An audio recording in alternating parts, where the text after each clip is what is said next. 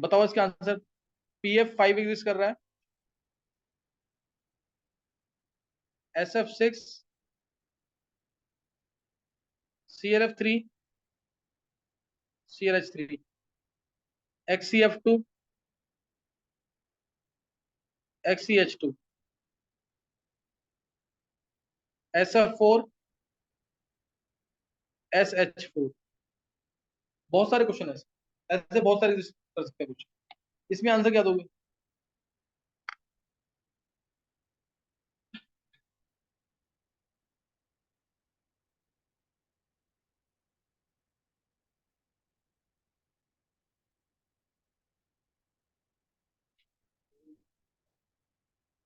देखो जरा इसका आंसर नोट करना है। अब जैसे इलेक्ट्रॉन तुम एक्साइट कर रहे हो, PS5 है, इसमें F2 जो है बहुत स्ट्रॉन्ग ऑक्सीडाइजिंग एजेंट है। F2 क्या है? बहुत ही स्ट्रॉन्ग ऑक्सीडाइजिंग एजेंट। तो ये तो आसानी से फास्फोरस के इलेक्ट्रॉन्स को एक्साइट कर देगा कि नहीं? F2 है highly electronegative and powerful oxidising agent.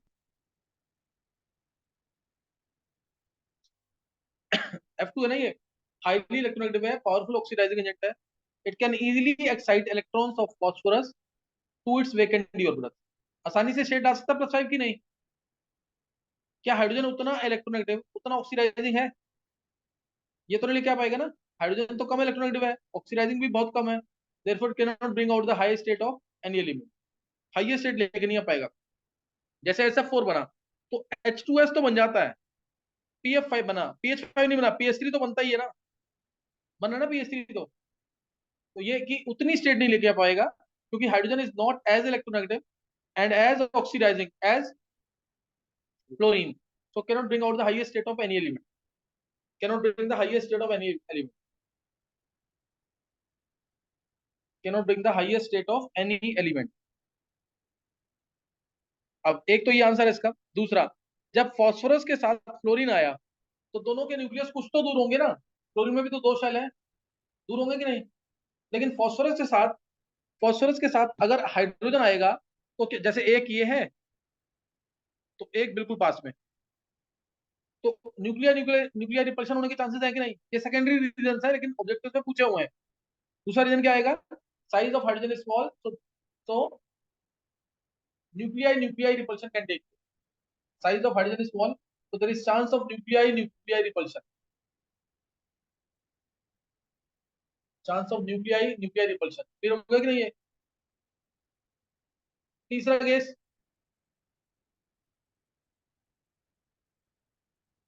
तीसरा केस क्या है?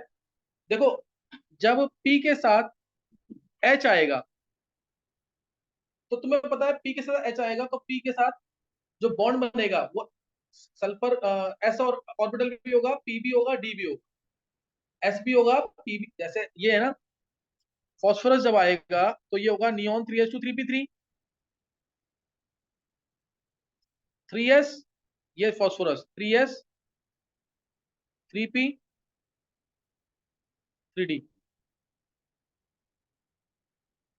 3s 3p 3d, ये आया 3s2 3p3, तो PS3 तो बन गया। कौन से बॉन्ड्स बने? कौन से बॉन्ड बनेंगे? यहाँ पे P, यहाँ पे H का क्या होगा? S, ये एक S, दूसरा S, दूसरा तीसरा S, ये बन जाएगा PS3 की नहीं? नहीं समझ रहा? PS3 बन जाएगा ना, यहाँ पे तीन, एक दो तीन इलेक्ट्रॉन थे, H बन जाएगा PS3 की नहीं? एक पेयर रह जाएगा बस S में। समझ आई बात कि नहीं है? ये PS3 बन गया। लेकिन अगर तुम्हें PH5 बनाना है तो क्या करना पड़ेगा? तुम्हें इस इलेक्ट्रॉन को यहाँ से एक्साइट करना पड़ेगा, कहाँ डालना पड़ेगा? D में। तो अब ओवरलैपिंग किसकी होगी? यहाँ पे हाइड्रोजन का S है और ये D है, S और D की पुअर ओवरलैप। समझ गई नहीं है? S, एक S सब शेल और एक D सब शेल, ओवरलैपिंग क्या होगी? पुअर, पुअर SD ओवरलैप, समझ गई नहीं? SD poor overlap. नहीं क्लियर हुआ ये? नहीं क्लियर हुआ तो पहला रीजन कर लेना ढंग से, वो इंपॉर्टेंट है। अच्छा मान लो अगर PH5 बन रहा होता तब मैं क्या रीजन देता? ये तो ऑब्जर्व किया हुआ ना PH5 नहीं बन रहा। अगर PH5 बन रहा होता तब मैं क्या रीजन देता? तब मैं बोलता H का साइज छोटा है, बॉन्ड स्ट्रॉन्ग हो, एनर्जी रिलीज ज्यादा होगी। समझ गए नहीं? रीजन ऐसे बनाने पड़ते हैं सारे। तुम्हें ऑब्जर्व किया कि ये हो रहा है काम, फिर रीजन बनते हैं। समझ गए कि नहीं है? हाँ, ज्यादा प्रैक्टिस करने के बाद कुछ अंदाजा लगा सकते हो। क्या ये समझ आ गए सारे आंसर? सबका आंसर क्या लिख के आना है? Chlorine more electronegative, powerful oxidising, so it can easily bring out higher state of any element, higher state of any element। अच्छा, एक मैं क्वेश्चन यहाँ पे करा रहा हूँ, F2 और Cl2 बहुत इंपॉर्टेंट है। F2 और Cl2, F2 और Cl2 में से कौन सा अच्छा ऑक्सीडाइजिंग एजेंट हो? दोनों ही अच्छे ऑक्सीडाइजेंट है, कौन सा अच्छा होगा? F2। F2 होगा ना? कोई रीजन दे सकता है कि क्या रीजन है वाई F2 इज बेटर या powerful oxidising agent than chlorine? पूरे टेबल के अंदर F2 सबसे स्ट्रॉन्ग ऑक्सीडाइजिंग एजेंट, क्या रीजन होगा? नहीं, इलेक्ट्रॉनिक का तो मतलब नहीं आएगा। ये अच्छा ऑक्सीडाइजिंग एजेंट क्यों है F2? इसका 12th वाले बच्चों को पता होगा, मैंने हिंट दिया हुआ। फिर भी एक बार देख लेते हैं, इंपॉर्टेंट क्वेश्चन है, बहुत ध्यान सुनना। और देखते हैं इसके आंसर सारे कौन सही देता है। मैं आदित्य से ट्राई करूंगा, आदित्य तेरे को ट्राई करने बीच में। ऑक्सीडाइजिंग एजेंट निकालना मतलब क्या क्या गेन करना? इलेक्ट्रॉन्स। जो इलेक्ट्रॉन गेन करता है वो कौन सा एजेंट होता है? ऑक्सीडाइजिंग एजेंट, सही ना? विधि रीजन दे तो तुम्हें पता होगा। ए परफेक्ट रीजन है जो इसने दिया है। अब रीजन ध्यान सुनना। देखो, F2 है या Cl2 है, दोनों में से कौन सा अच्छा ऑक्सीडाइजिंग एजेंट है, उसके लिए मेरे को इलेक्ट्रॉन डालना है F के अंदर में, Cl के अंदर, सही है ना? ये चीज है ना? क्या इलेक्ट्रॉन मॉलिक्यूल में डालेगा कि गैसियस में और एटम में? गैसियस में डालेगा और एटम में, पता नहीं इलेक्ट्रॉन किस में डालेगा? गैस में और एटम में। ये रहा F2। तो पहले इस बॉन्ड को क्या करना पड़ेगा, या Cl2 के बॉन्ड को क्या करना पड़ेगा? तोड़ना पड़ेगा। F2 का बॉन्ड तोड़ा, 2F। Cl2 का बॉन्ड तोड़ा, 2Cl। ये आएगा। अब बताओ किसकी बॉन्ड डिस्ट्रीब्यूशन एनर्जी, बॉन्ड। अब ये बॉन्ड हम क्या चाहेंगे, आसानी से टूटे कि डिफिकल्टी से टूटे? आसानी से टूटे। तो ये स्टेप किस में फेवर हुआ? तो तुम देखोगे बॉन्ड डिस्ट्रीब्यूशन एनर्जी किसकी ज्यादा है, F2 की ज्यादा होती है Cl2 की? किसकी ज्यादा होती है? Cl2 की। क्यों? इलेक्ट्रॉनिक डिफरेंस वो तो कहीं आई नहीं। कौन सी रिपल्शन? आदित्य थोड़ा, पर हमेशा जब भी आंसर देता नया आंसर देता है, पूरा माइंड को कंसंट्रेट करके और सोच करके तब दे आंसर। नहीं तो तू कॉन्फिडेंस लूज करता जाएगा, जल्दबाजी में आंसर मत दिया कर, समझा कि नहीं है? कौन बताएगा? F2 की बॉन्ड एनर्जी, F का तो साइज छोटा है, साइज छोटा, तो बॉन्ड एनर्जी क्या होनी चाहिए? ज्यादा होनी चाहिए। ज्यादा होनी चाहिए ना, तो F2 की बॉन्ड एनर्जी क्या होगी? ज्यादा होगी कि नहीं, तू बोलकर। मुझे नहीं पता, फिर गलत बात है, पता होनी चाहिए। है? गलत है। कौन से इलेक्ट्रॉन? ये आप सही बोल रहे हो, सोच के बोलो। देखो उधर, विधि आंसर दो। F2 का बॉन्ड वीक है कि स्ट्रॉन्ग है देन Cl2? रीजन? कौन सी रिपल्शन? ये सही आंसर है। देखो अभी तुम में से ना 5 या 6 बच्चे ही हैं, अगर एक मिनट रुक गया, 5 या 6 बच्चे ही हैं जिन्होंने पी ब्लॉक पूरा खत्म कर लिया है। कल विधि ने खत्म किया पी ब्लॉक, कल सुनाया था, कितने सुनाया था? 12 बजे के आसपास। कल इसने पूरा पी ब्लॉक कर लिया। पी ब्लॉक में 12th वालों की बात कर रहा हूँ, 12th वाले बच्चे बैठे हैं। 28 कितना, 28 लेक्चर है लगभग, 29, 29 लेक्चर है, और बहुत इंपॉर्टेंट चैप्टर है वो। कनिका, कनिका कहाँ पे? कनिका थोड़ा स्पीड अप करो प्लीज, क्योंकि 10, कितने चैप्टर कितने हो चुके हैं? 11-12 चैप्टर हो चुके हैं तुम्हारे ना। तुम सुनाओ जरूर। कल इसने पी ब्लॉक सुनाया है, तो 10 में से 8 के आसपास है, लेकिन फिर भी इसने पूरा कर लिया। अभी इसको कॉन्फिडेंस नहीं है, दोबारा बोला कर, लेकिन जो इसको आता था वो है सही है। ठीक है? तो तुम ये पी ब्लॉक वाला काम करो जल्दी, जल्दी से जल्दी। तो F2 और Cl2, देखो F2 के अंदर बॉन्ड स्ट्रॉन्ग होना चाहिए देन Cl2, लेकिन F2 का बॉन्ड वीक है Cl2 से। अब एक क्वेश्चन मैं और बोल रहा हूँ यहाँ पे, F2Cl2Br2I, 50 स्टार लगा देना इस पे, इतना इंपॉर्टेंट क्वेश्चन। इसमें बॉन्ड स्ट्रेंथ का ऑर्डर क्या होगा विद रीजन? कौन रास्ता हैंड से कर? F2Cl2Br2I, बहुत इंपॉर्टेंट क्वेश्चन। बॉन्ड स्ट्रेंथ का ऑर्डर, ये हिमांग गर्मंगला जितने भी बच्चे हैं, बाकी ट्राई करते हैं, बहुत ही इंपॉर्टेंट क्वेश्चन है ये।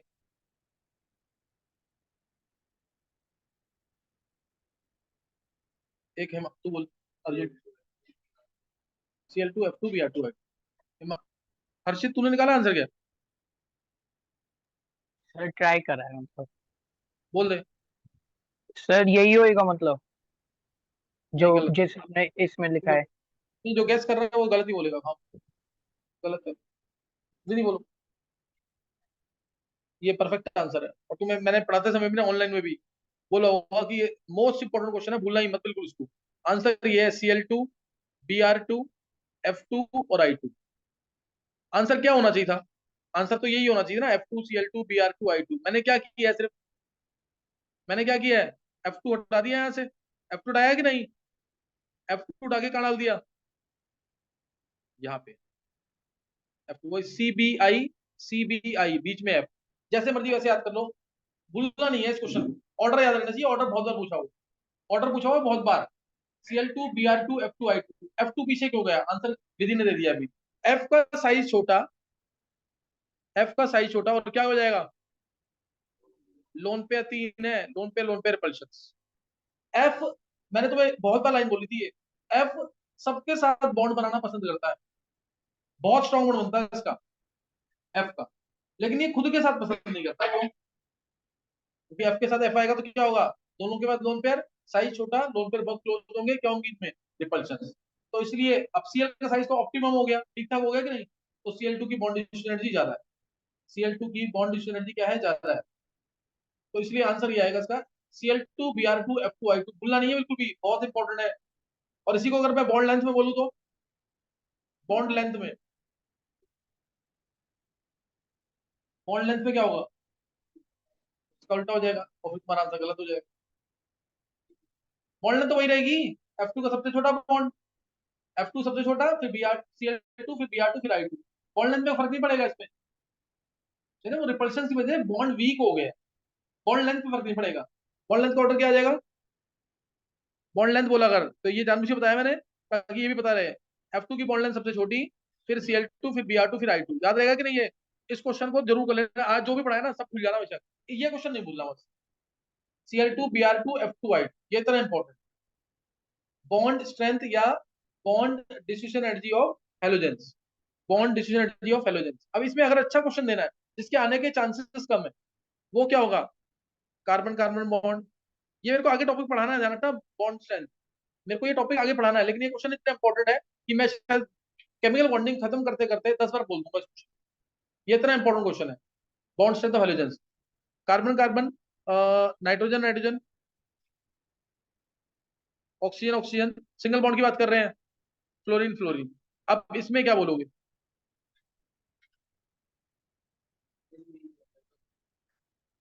सिंगल बॉन्ड है, ध्यान रखना सब। यहां मत सोचना कि एन ट्रिपल बॉन्ड एन दे रहा हूं मैं, एन ट्रिपल बॉन्ड एन दूंगा तो सबसे ज्यादा स्ट्रेंथ, मल्टीप्लिसिटी के साथ बॉन्ड स्ट्रेंथ क्या हो जाती? बढ़ जाएगी। ये सिंगल बॉन्ड है, 1 2 3 4, और कोई, वन सबसे ज्यादा, फिर टू, फिर थ्री, फिर फोर। अब इसमें भी तुम्हें याद रखना पड़ेगा, क्या विधि तुम्हें पता है इसका? नहीं देखो, इसमें तुम जो भी सोचोगे गैस वर्क होगा वो, अगर तुमने याद नहीं किया हुआ।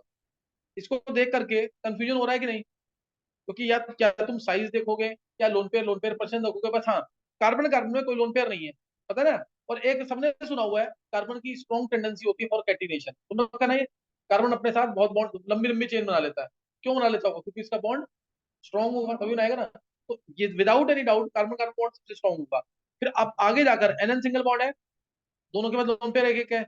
ऑक्सीजन ऑक्सीजन सिंगल बॉन्ड है, दोनों के पास लोन पेयर दो दो है। ऐसे ही एफ के पास भी 3 3 लोन पेयर है। अब तुम साइज देखोगे कि लोन पेयर देखोगे, दोनों में कॉन्ट्राडिक्शन हो रहा है कि नहीं? कंफ्यूजन हो रहा है कि नहीं? कंफ्यूजन हो रहा है कि नहीं यहाँ पे? इसलिए कन्फो याद कर लो, कन्फो, CNFO, ये ऑर्डर है। समझ गए कि नहीं है? अर्थ क्लियर हो गया क्या बोला है? याद रहेगा ना इससे? कार्बन कार्बन बॉन्ड सबसे स्ट्रॉन्ग, फिर nitrogen nitrogen single bond, single bond की बात कर रहे हैं। Carbon carbon, nitrogen nitrogen, O O, sorry F F, फिर O. Carbon carbon, nitrogen nitrogen, F F, फिर ओ सिंगल बॉन्ड। रिपल्शन तो नहीं ज्यादा, साइज भी ऑप्टिमम है, रिपल्शन। रीजन, रीजन तो तुम खुद बनाओगे ना इसका, क्या रीजन इसका बन सकता है? इसको आंसर वो देख के रीजन बनेगा ना, ये एक्सपेरिमेंटल होगा। सी आ रहा है, फिर एन आ रहा है, फिर एफ आ रहा है, फिर ओ आ रहा है, कुछ कर नहीं सकते। जहां तुम पूछोगे एफ की बॉन्ड स्ट्रेंथ ओ से ज्यादा क्यों हुई है जबकि इसका 3 लोन पेयर है, मैं कहूंगा साइज छोटा है। एफ का साइज छोटा था, बॉन्ड स्ट्रॉन्ग। वो तो मैं इसको देखकर रीजन बना रहा हूँ ना, नहीं समझ रही बात? तो इसलिए ये याद रख लेना। वो एक ही क्वेश्चन कराना था मेरे को, F2Cl2Br2I2 वाला, Cl2Br2F2I2, F2 बस तीसरे नंबर पे पहुंच जाएगा। I2 क्यों सबसे कम है बॉन्ड स्ट्रेंथ? क्या बोलोगे उसमें अब? साइज उसका बड़ा है तो बॉन्ड स्ट्रेंथ कम हो गई। आंसर तो बन जाएगा ना, लेकिन रीजन बन जाएगा, आंसर तुम्हें याद रहना चाहिए। आंसर याद नहीं है तो गड़बड़ है। मैं तुम्हें दोबारा बोल रहा हूँ, उसको भी दोबारा याद कर लो, Cl2Br2F2I2, order of bond strength of halogens, order of bond strength of halogens. तो अब मैं तुम्हें पढ़ा रहा था ऑक्सीडाइजिंग पावर F2 की ज्यादा क्यों है। मैंने पहला केस किया, F के अंदर इलेक्ट्रॉन डालना है तो मेरे को उसको एटम में कन्वर्ट करना पड़ेगा, Cl के अंदर इलेक्ट्रॉन डालना है तो उसको एटम में कन्वर्ट करना पड़ेगा। दोनों को एटम में कन्वर्ट किया। फेवरेबल स्टेप किसमें है, F के अंदर की Cl के अंदर? हमें क्या चाहिए कि बॉन्ड जल्दी से टूट जाए ताकि F बन जाए, उसमें इलेक्ट्रॉन डल जाए। पहला स्टेप किसमें फेवर हुआ, F के अंदर। रीजन, F का बॉन्ड वीक है तो आसानी से टूट जाएगा, एटॉमिक फॉर्म में आ जाएगा। तो पहला स्टेप जो है वो F के अंदर फेवर हुआ, ये याद रखना है। अब दोनों में इलेक्ट्रॉन डाला, Cl में भी इलेक्ट्रॉन डाला, F में भी इलेक्ट्रॉन डाला, ये किसमें फेवर होगा? बता रीजन क्या है तुल्य? F का छोड़, जल्दी असर करेगा ना इलेक्ट्रॉन को।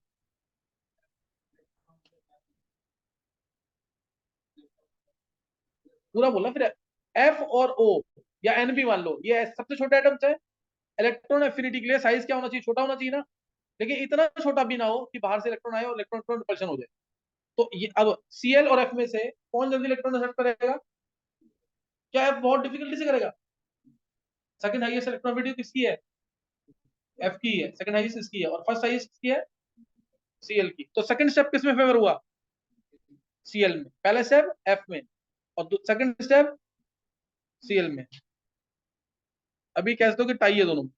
तीसरा स्टेप, थर्ड स्टेप, अब F माइनस में को डाला पानी में।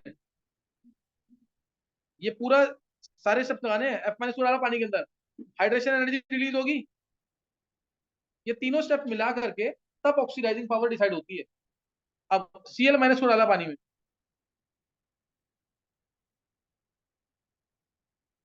दोनों को डाल दिया वाटर में। अब किसमें हाइड्रेशन एनर्जी रिलीज ज्यादा होगी, F माइनस में कि Cl माइनस में? हाइड्रेशन एनर्जी के लिए साइज क्या होना चाहिए? जितना छोटा आयन उतना पानी में घुलेगा, उतना हाइड्रेट होगा, हाइड्रेशन एनर्जी रिलीज करेगा, और बड़ा भी हो जाएगा उतना ज्यादा। तो F, थर्ड स्टेप F में फेवर हुआ। कितने स्टेप फेवर हुए F के अंदर, कितने स्टेप Cl के अंदर? F में है दो और Cl में एक, तो इसलिए कौन सा अच्छा ऑक्सीडाइजिंग? फ्लोरीन। तो fluorine is better oxidising as compare to chlorine. Fluorine is better oxidising than chlorine. क्या याद रहेगा, ये प्रॉपर रीजन है इसका, why F2 is better oxidizing agent than chlorine, why F2 is better oxidizing agent than chlorine। सही ना, F2 better oxidising agent जो है क्लोरीन। नेक्स्ट, अब नोट कर लिया पूरा प्रॉपर? समझ आ गया कि नहीं है? तो ये रीजन है इसका, क्योंकि F माइनस की हाइड्रेशन एनर्जी ज्यादा है, FF बॉन्ड वीक है। दोनों फेवर कर रहे हैं किसको? क्लोरीन को बेटर ऑक्सीडाइजिंग एजेंट बनाने के लिए। समझ आ गया कि नहीं है? तो ये यहाँ पे खत्म हो गया। अब नेक्स्ट जो टॉपिक है इसी के अंदर, जैसे SF6 एग्जिस्ट कर रहा है, SF6 एग्जिस्ट कर रहा है, लेकिन SCl6 एग्जिस्ट नहीं कर रहा। IF7 तो एग्जिस्ट कर रहा है, ICl7 एग्जिस्ट नहीं कर रहा। नेक्स्ट, ये ले लो, Cl या BrF5 एग्जिस्ट कर रहा है, लेकिन BrCl5 एग्जिस्ट नहीं कर रहा। XCF2 बन रहा है, XCCl2 नहीं बन रहा। समझ गया कि नहीं है? SiF6 2 negative, 11th class NCERT. SiCl6 2 negative, stable नहीं है। तो अब इस टाइप के क्वेश्चन आते हैं तो इनके आंसर क्या लिखो?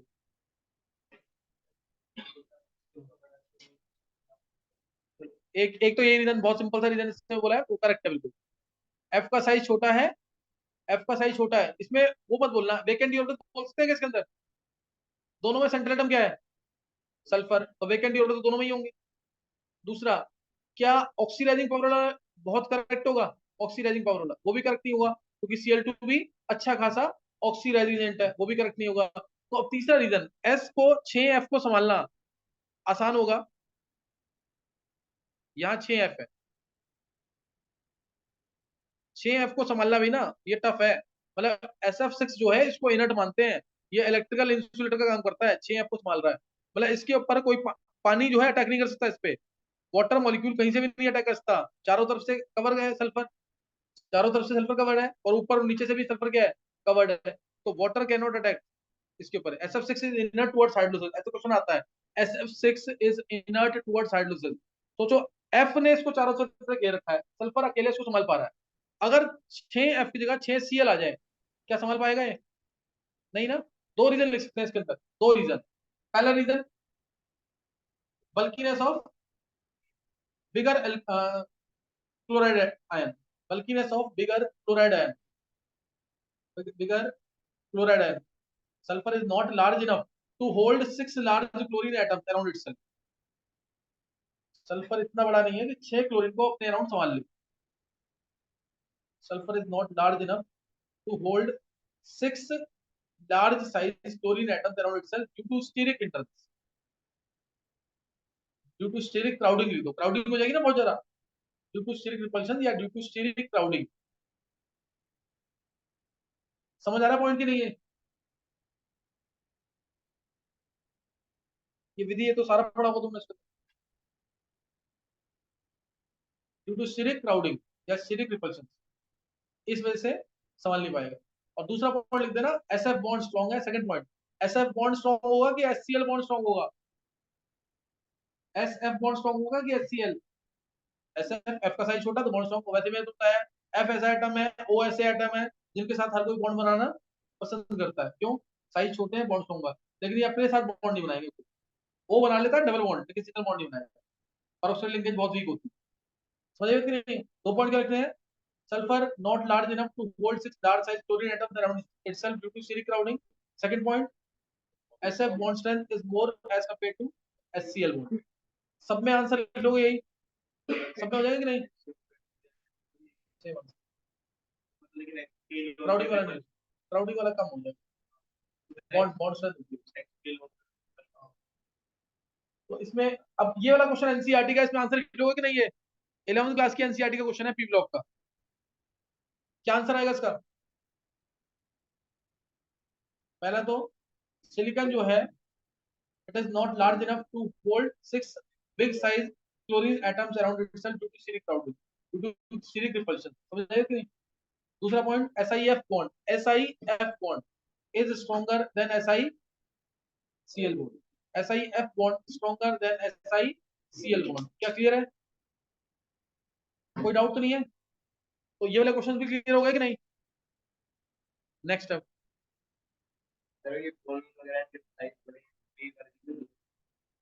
ब्रोमीन का साइज बड़ा किससे? BRF5 है। हाँ, BRF5 है। तो जैसे इसमें सल्फर का रीडिंग है साइज का। हाँ, ब्रोमीन ब्रोमीन का साइज बड़ा थोड़ी है, वो भी छोटा ही आता है। पीरियड में जाते हैं ना, पीरियड छोटा होता है। ब्रोमीन को किससे कंपेयर करते हैं? तो BRF5 में BRF5 एग्जिस्ट करता है, BRCl5 नहीं एग्जिस्ट करता। सेम ही ना। तो फ्लोरीन ब्रोमीन है, ये हेलोजन तेरे को पता है अपने रिस्पेक्टिव पीरियड में सबसे छोटा साइज कितना होगा हेलोजन से? पीरियड में जाते हैं साइज छोटा होता है। अच्छा नेक्स्ट है, नेक्स्ट अब है, नेक्स्ट इस टाइप के क्वेश्चन भी जो IIT एडवांस में पूछे हुए हैं। सिंपल क्वेश्चन है, ध्यान देना इधर। जैसे जैसे CuCl4 2 नेगेटिव एग्जिस्ट कर रहा है, CuI4 2 नेगेटिव एग्जिस्ट नहीं कर रहा। FeCl3 तो एग्जिस्ट कर रहा है, FeI3 एग्जिस्ट नहीं कर रहा। चलो इसी में पूछ लेता हूँ मैं। CuF एग्जिस्ट नहीं करता, CuCl फिर भी एग्जिस्ट करता है। और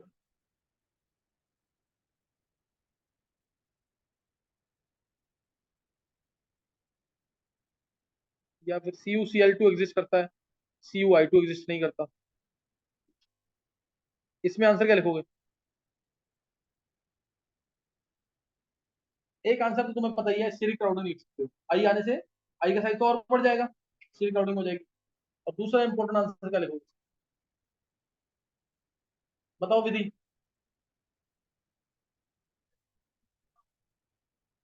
हाँ, रिड्यूसिंग, ये सही आंसर है। यहाँ देखो, FeCl3 एग्जिस्ट कर रहा है, FeI3 एग्जिस्ट नहीं कर रहा, क्योंकि I माइनस जो है ना, ये भी अच्छा खासा रिड्यूसिंग एजेंट है। अगर ये रिड्यूसिंग एजेंट है तो क्या किसी एलिमेंट की हायर स्टेट रहने देगा? उसको कम कर देगा ना। I माइनस इसके साथ अगर Fe3 प्लस आता है, ये राकेश, तो क्या बना देगा इसको? I2, I माइनस खुद ऑक्सीडाइज हो जाएगा किसमें? I2 में, इलेक्ट्रॉन लूज करके। और Fe3 प्लस को किसमें कर देगा? Fe2 plus, Fe2 plus. समझ आया कि नहीं है? यानी FeI2 एग्जिस्ट कर सकता है, FeI2 एग्जिस्ट कर सकता है। I माइनस क्या होगा? अच्छा रिड्यूसिंग एजेंट, तो इसलिए खुद तो ऑक्सीडाइज हो जाएगा I2 में, और दूसरे को किसमें रिड्यूस कर देगा?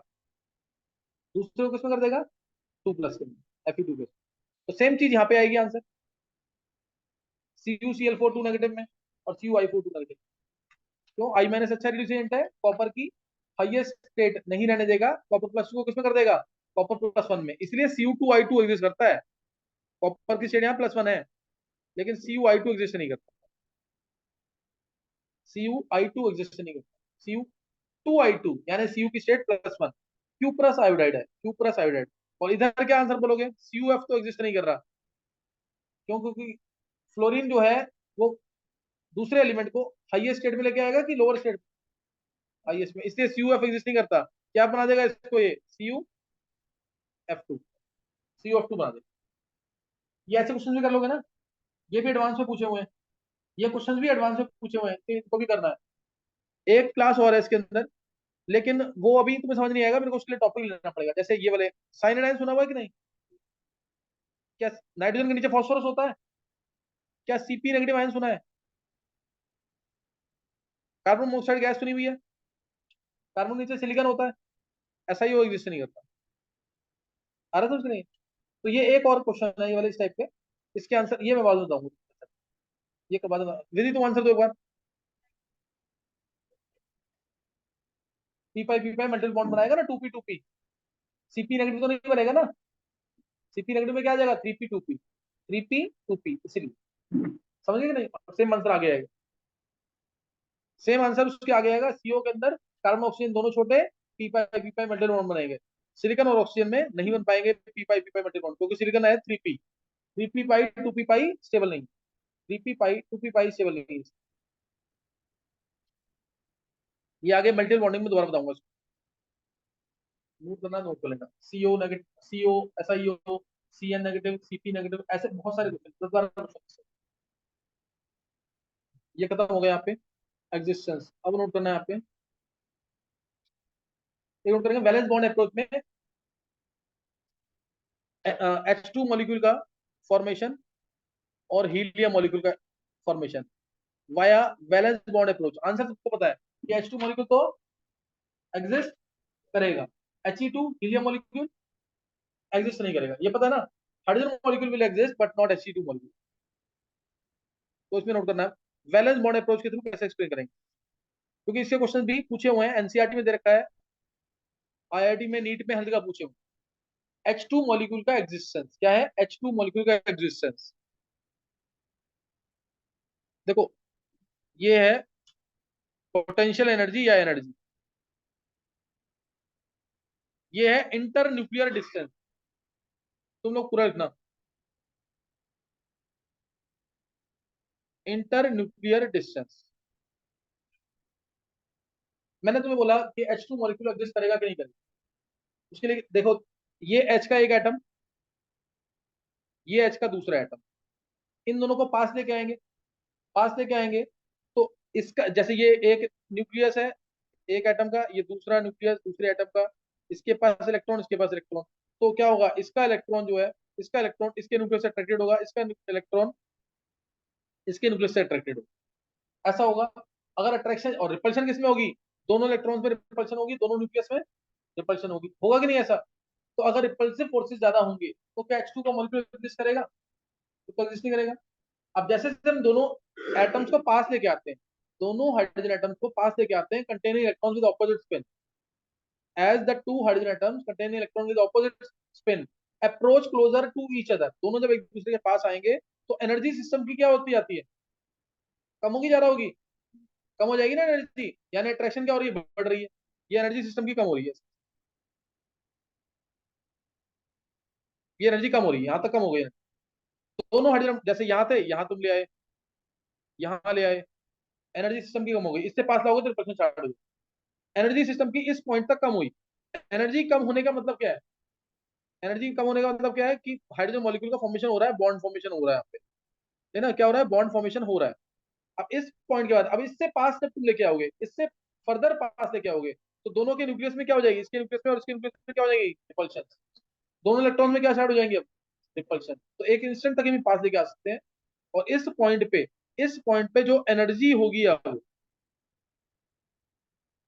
उसे क्या बोलेंगे, बॉन्ड एनर्जी। और इस पॉइंट पे जो डिस्टेंस होगा दोनों हाइड्रोजन एटम के बीच में, इस पॉइंट पे जो डिस्टेंस होगा दोनों हाइड्रोजन एटम के बीच में, उसे क्या बोलेंगे, बॉन्ड लेंथ। क्या बोलेंगे उसको, बॉन्ड लेंथ। क्या बॉन्ड लेंथ और बॉन्ड एनर्जी समझ आया, बॉन्ड एनर्जी क्या है, डेफिनेशन बता रखी है, minimum energy required to break one mole of bonds. Bond length क्या होगी,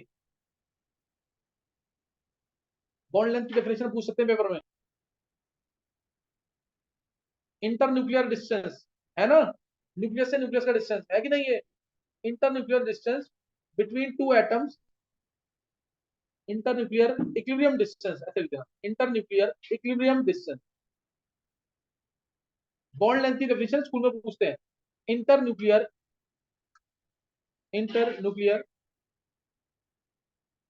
equilibrium distance between two atoms at the point of minimum या maximum energy, at the point of minimum energy, समझे कि नहीं। तो ये डेफिनेशन पूछी जाती है, ये याद रखना जरूर, inter nuclear equilibrium distance at the point of minimum energy, at the point of minimum energy. तो इस पॉइंट के बाद अब तुम फर्दर पास लेके आओगे तो रिपल्शन स्टार्ट हो जाएंगी और एनर्जी बढ़ जाएगी, और एनर्जी क्या हो जाएगी, बढ़ जाएगी, क्लियर होगी बात कि नहीं है। यहाँ पे जीरो एनर्जी थी तो यहाँ पे नेगेटिव रही होगी, -200 -100 होती रहेगी,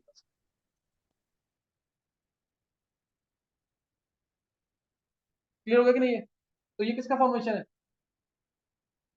H2 मॉलिक्यूल का। अब He2 हीलियम मॉलिक्यूल को पास लेके आओगे तो क्या होगा, हीलियम को, दो हीलियम एटम को पास लेके आओगे तो रिपल्शन ज्यादा, ये एग्जिस्ट नहीं करता ना, तुम्हें पता है ना, ये पास लेके आओगे तो क्या होगा, एनर्जी सिस्टम की बढ़ेगी कम होगी, बढ़ती जाएगी। यहाँ पे ये हीलियम का डायग्राम तुम अलग बनाओगे, मैं इसी में बना रहा हूँ, इसी में देखो, ये पास लेके आए तो सिस्टम की एनर्जी बढ़ती जा रही है, समझ गए कि नहीं है। हीलियम के लिए ऐसा बनेगा एनर्जी लेवल डायग्राम, जो है एनर्जी डायग्राम इसका हीलियम का, ये ऊपर किसके लिए है, हीलियम के लिए, नीचे किसी हीलियम मॉलिक्यूल के लिए, वो एग्जिस्ट नहीं करता। यहाँ पे H2 मॉलिक्यूल जो एग्जिस्ट करता है, ये बैलेंस बॉन्ड अप्रोच के थ्रू हाइड्रोजन मॉलिक्यूल का फॉर्मेशन है और हीलियम मॉलिक्यूल, दो हीलियम एटम को पास लेके आओगे तो रिपल्शन ज्यादा होंगी और मॉलिक्यूल एग्जिस्ट नहीं करेगा, है ना, और मॉलिक्यूल एग्जिस्ट नहीं करेगा, ये याद रखना, क्लियर है कि नहीं है। नेक्स्ट, अच्छा अब ये खत्म हो गया, अब इसी को शो करेंगे रिपल्शन के थ्रू, जैसे जैसे पूछा, क्योंकि इसके भी क्वेश्चन ना पूछे जाते हैं कि हाइड्रोजन मॉलिक्यूल के अंदर कितने अट्रैक्टिव फोर्सेस हैं, कितने रिपल्सिव फोर्सेस हैं, हीलियम मॉलिक्यूल के बनने में कितने अट्रैक्टिव फोर्सेस होंगे, कितने रिपल्सिव फोर्सेस होंगे, डाल सकते हो कि नहीं है, एक बार इसको ट्राई कर लो, जल्दी से ट्राई करेंगे। हाइड्रोजन मॉलिक्यूल के बनने में कितने अट्रैक्टिव कितने रिपल्सिव फोर्सेस है, ऑब्जेक्टिव क्वेश्चन आता है। और हीलियम मॉलिक्यूल के बनने में कितने अट्रैक्टिव कितने रिपल्सिव फोर्सेस है, निकालो जल्दी से, और एक बार रिजॉइन कर लेंगे।